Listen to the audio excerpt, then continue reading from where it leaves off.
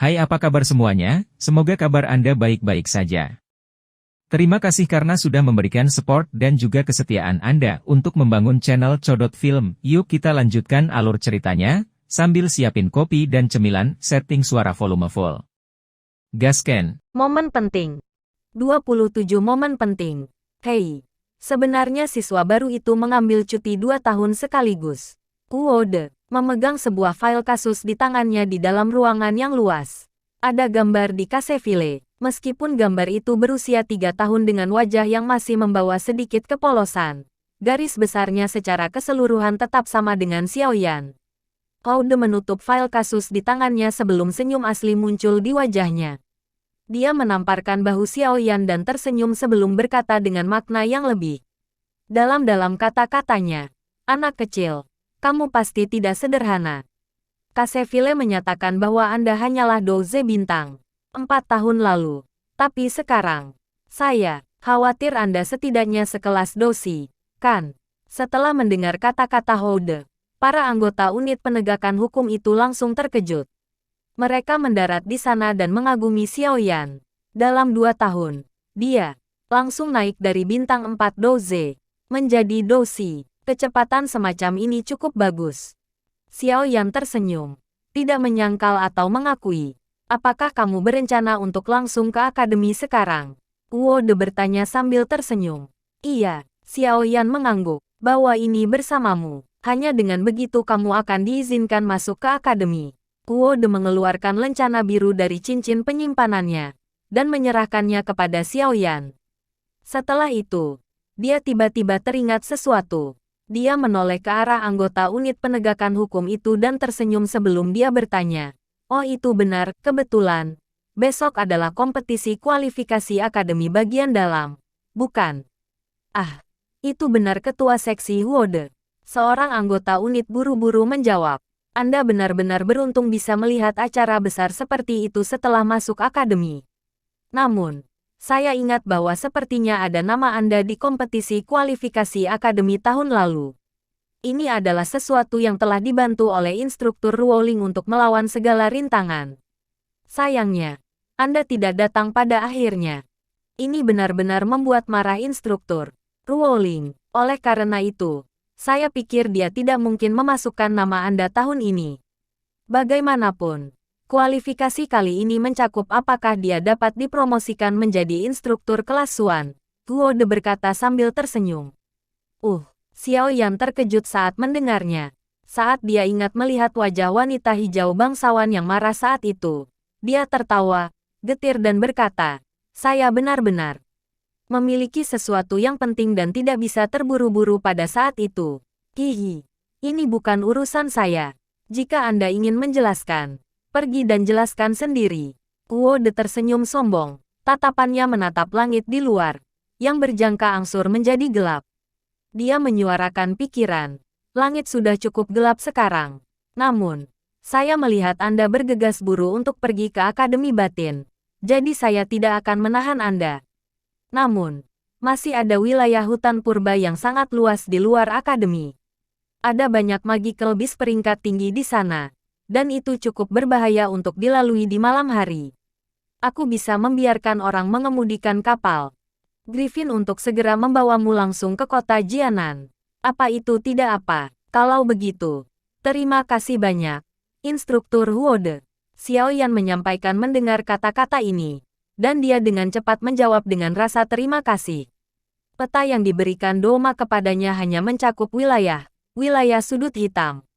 Kepala Xiaoyan diselimuti kabut ke arah mana dia harus terbang setelah memasuki kota perdamaian. Secara alami keinginannya saat ini untuk seseorang yang dapat mencapai tujuannya. Tidak apa-apa. Kuode tersenyum. Arus dia tidak sesuai dengan suhu dingin yang dia tunjukkan di pintu masuk kota sama sekali. Dia mengayunkan tangannya dan memanggil 2 anggota unit penegakan hukum. 1 laki-laki dan perempuan lainnya. Setelah dia memberi instruksi, dia mengizinkan keduanya keluar dan membuat persiapan. Xiaoyan, aku harus mengingatkanmu sekali sebelum kamu pergi. Meskipun Anda belum memasuki akademi, kemungkinan besar Anda sudah memiliki cukup banyak Potensi lawan di Akademi Jianan. Saya pikir Anda juga tahu apa alasan untuk ini adalah, jenis gadis yang luar biasa seperti Sun Er benar-benar memiliki daya tarik yang terlalu besar terhadap pria muda yang disukai, berbakat, dari Akademi. Dia telah datang ke Akademi selama lebih dari 2 tahun tetapi reputasinya telah mengikuti penyihir kecil yang membuat orang sakit kepala. Karena itu, saingan cintamu itu tidak terbuat dari barang-barang sederhana. Namun, saya menyarankan Anda untuk mengetahui bagaimana bertahan. Itu akan menjadi sedikit lebih pintar. Kuo De mendekati Xiao Yan dan mengingatkannya akan niat baik. Xiao Yan tertawa pelan saat mendengarnya. Meskipun dia telah melewatkan 2 tahun kehidupan di Akademi, dia percaya bahwa kehidupan dan kematian selama 2 tahun ini pasti tidak akan lebih buruk dari metode pengajaran manapun. Selama 2 tahun ini, dia bahkan bertarung tanpa rasa takut melawan Do Huangs dan bahkan Do Zong. Apakah dia akan takut pada orang-orang yang seumurannya di Akademi? Terima kasih atas pengingat Anda. Instruktur Huode. Xiao Yan akan mengingat ini di dalam hatinya. Xiao Yan tersenyum pada Huode dan menangkupkan kedua tangannya. Dia mendengar suara Griffin di luar.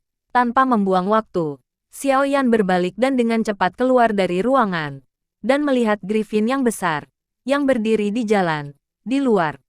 Pada saat ini, pria dan wanita di Griffin tersenyum pada Xiao Yan saat mereka berkata, "Junior Xiao Yan, silakan naik ke atas.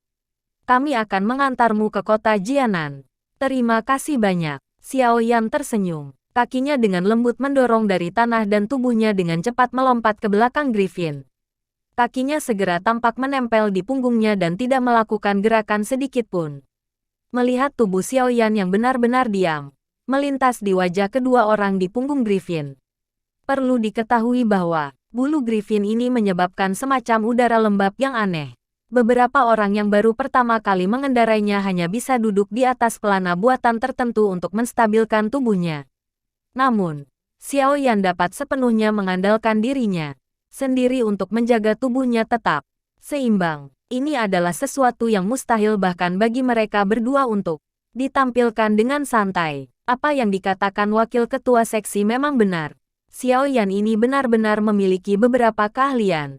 Mereka tidak diundang ke dalam hati mereka. Mereka menyamakan tangan ke Huode, yang telah keluar rumah, sebelum mengeluarkan peluit dari mulut mereka. Segera, sayap Griffin yang dibangun di tanah dikepakkan. Tubuhnya yang besar mulai naik ke udara dalam bentuk spiral. Saat Xiao Yan memandangi kota kecil itu, yang dengan cepat menjadi lebih kecil, dia menghela napas. Dia mengangkat matanya dan menatap langit biru. Wajah seorang wanita muda yang anggun dan indah perlahan muncul di pikiran. Kerutan dan tawanya membuat pemuda itu, yang telah hidup 2 tahun dalam kesulitan, menjadi begitu prihatin. "Sun Er, akhirnya aku bisa bertemu denganmu lagi." Penerbangan ini berlangsung hampir sepanjang malam. Tentu saja, ini juga termasuk istirahat 2-3 jam di tengah jalan. Ketika fajar keesokan harinya tiba, seberkas sinar matahari melesat dari tepi daratan, mengusir semua kegelapan antara daratan dan langit. Pada saat ini, Xiao Yan, yang matanya tertutup saat dia beristirahat, membukanya seolah-olah dia tiba-tiba merasakan sesuatu. Tatapannya melesat ke angkasa. Ada garis kota besar yang menempati area yang luas, yang membuat seseorang tidak bisa berkata-kata, perlahan muncul di dalam kabut tipis. Ini adalah kota Jianan ya. ... Garis vertikal. Meskipun dia berada di langit, dia masih tidak dapat melihat seluruh kota dalam bidang penglihatannya. Dari sini, bisa dilihat seberapa besar kota ini. Junior Xiao Yan, kita akan menghentikan Griffin ini di penghentian penerbangan di dalam kota. Setelah itu, Anda harus menerapkan ke akademi sendiri. Ini adalah rotasi kelompok penegakan hukum kami minggu ini. Oleh karena itu, kami tidak dapat meninggalkan kota damai terlalu lama. Pemuda dari unit penegakan hukum tersenyum ketika dia berbicara dengan Xiao Yan. Terima kasih banyak, senior. Xiao Yan mengangguk dan tersenyum saat dia mengucapkan terima kasih. Tidak perlu. Pemuda itu mengubah tangannya. Sebuah peluit sekali lagi dikeluarkan dari mulut dan Griffin segera menjerit pelan. Ia memutar sayapnya dan menembak ke arah kota besar. Dari penghentian penerbangan di kota Jianan, Xiao Yan mengangkat kepalanya dan menyaksikan Griffin, yang sekali lagi naik ke udara. Dia perlahan menghela nafas, berbalik, dan keluar dari ruang kosong ini. Jalan luas dan terbuka yang dilapisi batu hijau muncul di matanya saat dia berjalan keluar dari halte terbang. Aliran manusia di jalan bergolak, menyebabkan Xiao Yan diam-diam menjadi sesak. Lalu lintas semacam manusia ini adalah sesuatu yang bahkan ibu kota Kekaisaran Jiama tidak dapat membandingkannya. Itu memang layak menjadi tempat lahir akademi tertua di benua itu. Hanya namanya saja akan menarik banyak orang ke tempat ini. Xiao Yan tidak berhenti di jalan terlalu lama. Dia mengikuti rute yang ditunjukkan oleh anggota penegakan hukum sebelumnya dan pembongkaran. Setelah berputar-putar di dalam kota dengan cara ini selama setengah jam, Xiao Yan hanya bisa berhenti tanpa daya. Dia memandangi jalan itu, yang ujungnya masih belum bisa dia lihat, dan tidak bisa menahan tawa getir. Sialan. Mengapa kota ini dibangun sampai menjadi begitu besar? Xiao Yan menghela nafas dengan sedih. Dia sekali lagi dengan malas melanjutkan, memperlambat langkahnya saat dia berjalan menuju Akademi Jianan, yang terletak di tengah kota. Saat dia perlahan berjalan di jalan yang luas itu, Xiao Yan merasakan suasana kota yang biasa dan menghela nafas lega di dalam hatinya. Untunglah tempat ini sama sekali tidak mirip dengan wilayah sudut hitam. Dia sekali lagi berjalan melewati jalan. Di perbincangan, dia tampak bisa melihat garis besar samar akademi kuno itu. Hentikan orang itu, Xiao Yan baru saja berbelok, ketika teriakan tiba-tiba keluar dari tempat tidak jauh di depannya. Gangguan kecil segera muncul di jalan dengan sekelompok besar orang membentuk lingkaran dan dihakimi saat mereka menyaksikan pertarungan di dalamnya. Menatap Xiao Yan mengarah ke lingkaran orang-orang yang sedang menonton pertunjukan, tetapi tidak bergerak lebih dekat. Telapak tangan dengan lembut menamparkan penguasa Suan berat besar di punggungnya, saat langkah kakinya mulai membimbingnya di sekitar presentasi dengan kecepatan yang sama. Saat Xiao Yan hendak langsung berjalan menuju akademi di jarak jauh, tawa dingin yang marah pada kerumunan manusia menyebabkan Xiao Yan tiba-tiba menghentikan langkahnya. Mayan, jangan sia-siakan usahamu. Kau benar-benar ingin mengejar adik sepupuku dengan kekuatanmu itu. Bocah, jika kamu tidak ingin melakukannya dengan baik, serang. Kita tidak membutuhkan nyawanya, tapi dia harus melihat warna merah. Setelah tawa dingin terdengar, suara lain yang tampak marah. Karena malu terdengar, segera terdengar suara daging yang menyentuh dari dalam kerumunan manusia.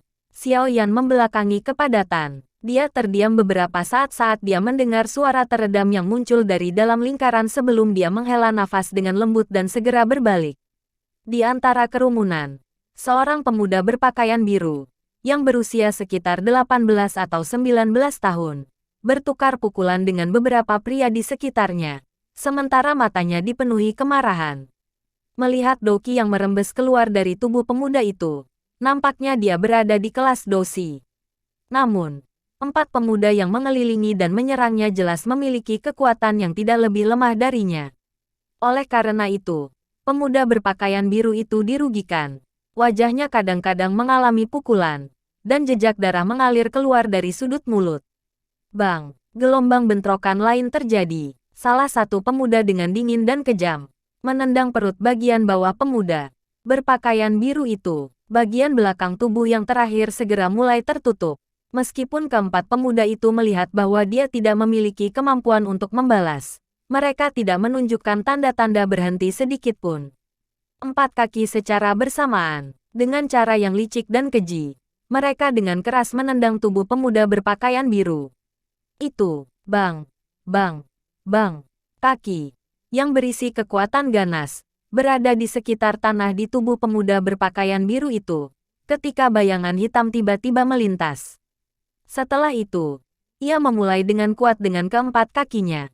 4 bencana mengerikan segera dikeluarkan. Mereka berempati memeluk paha mereka dan merasakan kesakitan di tanah. Setelah bayangan hitam mendorong keempat orang itu ke belakang, itu berubah menjadi penggaris hitam besar yang dimasukkan ke dalam tanah yang keras. Pemuda berpakaian biru itu memeluk perut bagian bawah, dan berdiri dengan susah payah. Ekspresinya agak pucat saat dia menangkupkan tangannya ke arah pemuda berkulit hitam, yang punggungnya menghadap ke dia. Pak, terima kasih banyak.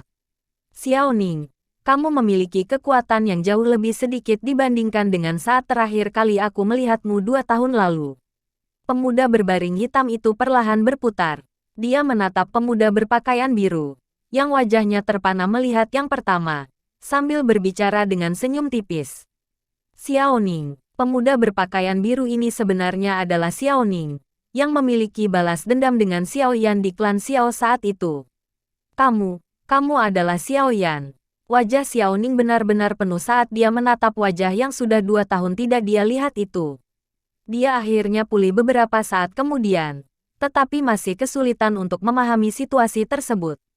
Saya pikir Anda tidak akan mengenali saya. Xiao Yan tertawa. Meskipun dia memiliki beberapa dendam dengan orang ini, yang tidak benar-benar dia temui ketika mereka masih muda, saat ini dia bukan lagi anak yang impulsif seperti dulu. Hal-hal itu secara alami telah hilang sejak lama. Selain itu, tidak peduli apa yang terjadi, orang di depannya memiliki hubungan darah dengannya. Bagaimana aku bisa lupa? Sepupu muda Xiao Yan. Xiao Ning tertawa getir. Dia menatap Xiao Yan di depannya, merasakan emosi yang rumit. Sekarang setelah dia mengacau di luar selama 2 tahun, dia juga bukan lagi seorang anak kecil. Hanya di dunia luar, yang berisi segala macam orang. Apakah dia merasa bahwa pengalaman di klan saat itu adalah kenangan paling berharga di dalam hatinya?